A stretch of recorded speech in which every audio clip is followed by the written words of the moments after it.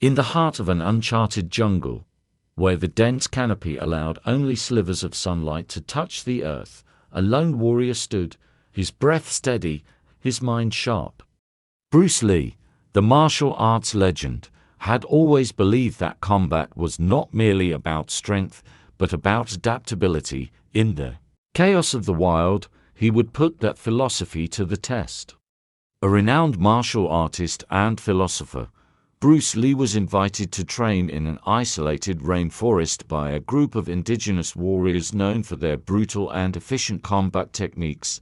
These fighters had no formal training, no structured martial arts schools, only survival instincts honed through generations of battling nature and hostile tribes. Bruce knew that in an unfamiliar setting, a rigid approach would be a disadvantage. His philosophy of Jeet Kune Do, using no way as way, having no limitation as limitation, was not just about fighting in the ring, but about life itself.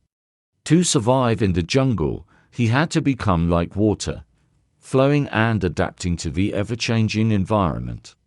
The first test came swiftly. A sparring match was set between Bruce and one of the warriors, a man who moved with the speed of a panther and struck with the force of a falling tree. The terrain was uneven, vines threatened to trip his feet, and the sounds of the jungle masked the movements of his opponent. Bruce quickly realized that conventional footwork was useless here. Instead of fighting against the terrain, he used it to his advantage, moving lightly over roots, pushing off tree trunks for leverage, and using the natural obstacles to confuse his opponent.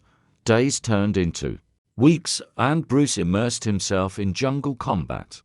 He studied the movements of animals, the quick strikes of a snake, the unpredictable swipes of a tiger, and the deceptive stillness of a crocodile before it exploded into action. He learned to anticipate attacks, not by watching his opponent's fists, but by reading their entire body, the slight shift of weight, the change in breathing, the tightening of muscles before a strike. One night, while meditating by the river, he was ambushed by a rival warrior from a different tribe. There was no time for traditional stances or techniques. Bruce reacted instinctively, evading the attacker's spear with a last-second sidestep, redirecting the force with a guiding hand, and countering with a precise, explosive strike to the ribs. The fight was over in seconds. He had not just survived, he had adapted and overcome. By the end of his journey, Bruce had not only proven himself to the jungle warriors, but had deepened his own understanding of combat. He realized that fighting was not about memorizing forms or techniques. It was about awareness, adaptability, and embracing the unknown. Whether in the jungle, the streets, or the ring, the true warrior does not resist change, he flows with it, harnessing its energy to emerge victorious. Bruce Lee left the jungle with more than new skills. He carried with him